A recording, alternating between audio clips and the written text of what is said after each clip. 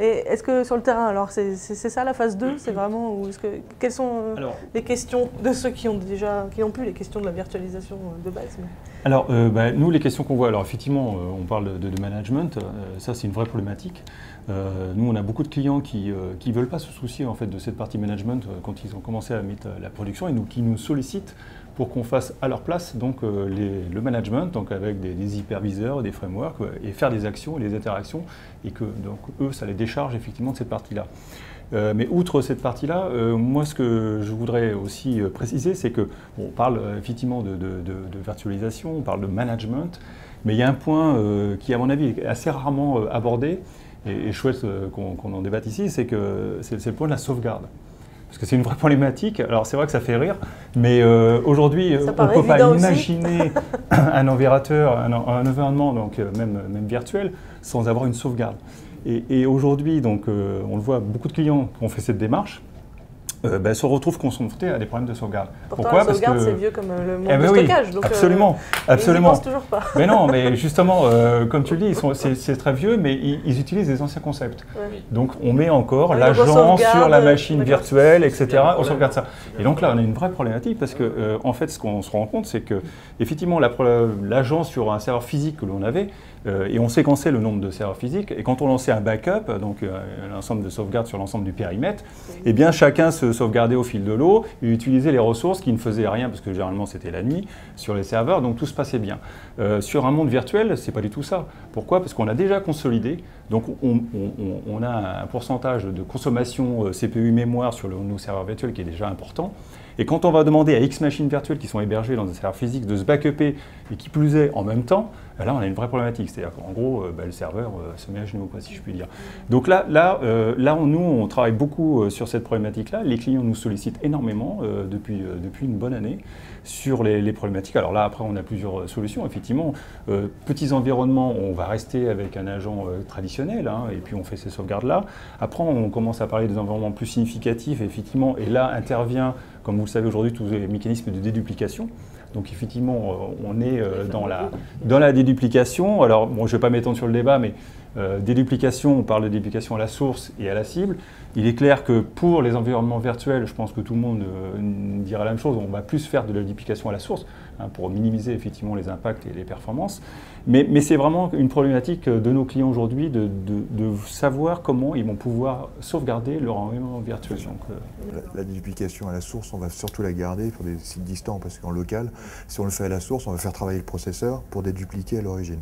Qu'est-ce que c'est que la déduplication? Il faut essayer de se le remettre. Parce que je ne suis pas sûr que tous nos clients savent ce que c'est que la déduplication. Pourtant, moi, la presse, on en a parlé quand même. Ouais, je parle toujours de la déduplication sous cette forme qui dit, voilà, j'ai un dictionnaire à stocker, qu'est-ce que j'en fais? On a déjà eu l'échange, et je dis, voilà, je peux effectivement stocker tout le dictionnaire sur un disque, stocker chaque mot et mettre un pointeur à chaque fois que je rencontre le même mot, et aller beaucoup plus loin, je peux stocker chaque lettre et mettre un pointeur à chaque fois que je rencontre la lettre. Et on sait très bien qu'on est dans des mécanismes de duplication qui vont beaucoup plus loin maintenant, puisqu'on est capable de découper un C minuscule avec un D minuscule, et s'aperçoit que c'est un chunk en plus, c'est-à-dire c'est un morceau de lettre en plus qui permet de le concevoir.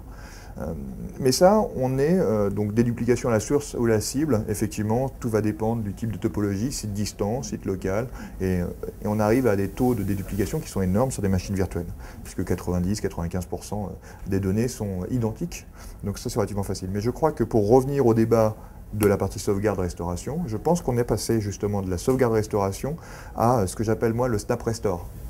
C'est-à-dire qu'on est sur des gens qui ne veulent plus sauvegarder et restaurer, c'est beaucoup trop long.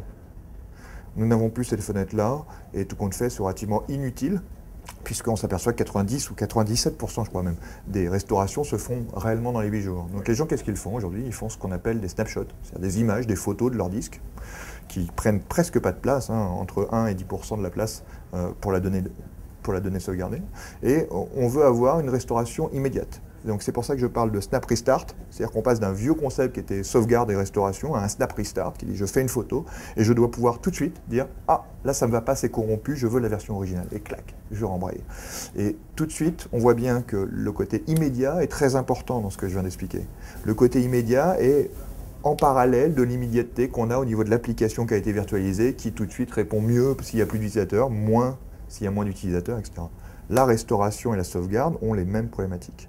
On a rebondi tout à l'heure sur la partie plan de reprise d'activité. On avait deux choses. Un, la longueur des restaurations. Donc le Snap Restart répond à ça. Grâce à la déduplication, on va pouvoir répliquer en plus des gros volumes à grande distance avec très peu de bandes passantes. Donc ça, c'est une chose. Deuxièmement, l'automatisation évite l'arsenal réglementaire et surtout l'arsenal de procédures à suivre en cas de redémarrage, puisqu'on va pouvoir séquencer et automatiser les reprises. Troisièmement, on va pouvoir le tester au quotidien. Chez APX, on a une activité Business Continuity sur lequel on a un centre d'hébergement de plans de reprise d'activité. Et on s'aperçoit qu'on est passé à une récurrence d'un test annuel à 2 tests annuels, à un test par semaine chez les gros industriels, grâce à la virtualisation, où des outils comme Site Recovery Manager permettent d'automatiser les tests chaque semaine et de faire la gestion du changement. Parce que le problème de la plan de reprise d'activité, c'est vraiment la gestion du changement. C'est-à-dire les choses qui ont été modifiées par le client sur son environnement entre le moment où je l'ai sauvegardé, le moment où je peux le restaurer, et le moment où je peux reprendre l'activité. Et donc on est bien sur cette chaîne où on essaye, au même titre que la virtualisation, l'impact de la virtualisation au niveau des serveurs, c'est-à-dire des métiers et des applications, a une influence sur toute l'infrastructure sur laquelle on veut la même immédiateté. Et tous les systèmes actuels nous permettent aujourd'hui malgré tout d'y répondre. Ça peut être onéreux pour certaines solutions, mais fonctionnel et répondent as the service, puisqu'on rajoute, comme tu le disais Karen, as the service pratiquement sur tous les mots. Nous sommes la presse as a service. Alors ouais, justement sur la sauvegarde et la restauration, moi ce que je vois principalement en retour d'expérience, c'est que... Donc là c'est sur des comptes un peu plus petits aussi Alors ou pas on a du grand compte là-dessus. On a du très grand compte. C'est-à-dire que les PME ne se préoccupent pas, même quand elles ont virtualisé C'est plus facile pour elles. C'est même très facile pour elles parce qu'elles n'ont pas toutes ces grosses problématiques, je dirais, de charges d'un seul coup qui arrivent. Donc sur la PME, ça pose pas de problème. Sur du grand compte, il y a quand même quelques petits soucis. Ça change la donne quand même dans le sens où aujourd'hui, ce qu'on voit sur le marché clairement, c'est que, je ne vais pas citer les acteurs, mais vous avez ceux qui font du traditionnel en se disant voilà, je vais mettre un agent dans la machine et je vais sauvegarder, et puis ceux qui font la nouvelle manière virtualisée, donc en utilisant les API, etc., etc. Ce qui se passe maintenant concrètement sur le terrain, c'est qu'on va avoir 2 systèmes de backup. Alors le problème de ça, c'est que déjà avec un système de backup à faire fonctionner, qui marche bien, ça coûte très très cher. Et généralement, ça ne marchait pas tout le temps. Mais avoir 2 systèmes de backup en parallèle, ça commence à poser des soucis. Alors les DSI ne sont pas fans d'avoir deux technologies, mais ils n'ont pas trop le choix, parce que vu les acteurs aujourd'hui, malheureusement, ça devient difficile. Alors, un gros avantage quand même de la virtualisation qu'on voit, c'est que la restauration est beaucoup plus simple. Alors pour plusieurs raisons, c'est que non seulement on restaure la donnée comme on le faisait avant, mais on arrive à restaurer le système. Et alors ça, justement, depuis des générations, depuis que la sauvegarde existe, il y a un truc donc on n'arrivait quasiment jamais à faire, c'était restaurer correctement un système. Qui a réellement testé à chaque fois la restauration sur bande de ces systèmes? Je vous le demande, c'est impossible. Personne ne le faisait. On espérait que la restauration fonctionne. Alors espérer en restauration, c'est un petit peu dangereux. Et aujourd'hui, on a même des éditeurs qui commencent à dire, voilà, une fois que vous aurez sauvegardé, automatiquement, on va restaurer pour voir si ça fonctionne. Alors je ne citerai pas de nom non plus, mais il y en a qui commencent à restaurer ces fonctions. Malgré tout, sur ce sujet-là, il faut aussi ne pas oublier qu'on est quand même que seulement à 27 à 33% de virtualisation dans les data centers, et que d'avoir deux solutions de sauvegarde, je ne crois pas que ce soit pertinent de leur préconiser, et de l'avoir chez les clients. C'est une réalité qui est malheureusement là, et tant qu'on n'aura pas de rachat d'un ou deux des acteurs par les acteurs beaucoup plus gros, je pense qu'on va avoir longtemps ces 2 systèmes en parallèle. Et moi, je ne préconise pas. Je pense qu'il y a des leaders aujourd'hui, dans ces gens du data management aujourd'hui, qui proposent des solutions qui vont aussi bien à l'environnement virtualisé que physique, avec un seul agent ou pas d'agent, sans avoir un mix de solutions dédiées pour la virtualisation et solutions autres pour ce qui n'est pas virtualisé. Donc je pense qu'aujourd'hui l'unification, et là on parle de clients qui sont plutôt importants parce qu'en termes de taille, sur une toute petite entreprise, on va se retrouver ou sur du tout virtualisé ou du tout physique, le changement est relativement rapide. On parle sur des gens qui peuvent avoir à la fois du physique, du virtualisé, mais aussi dans des environnements propriétaires et non.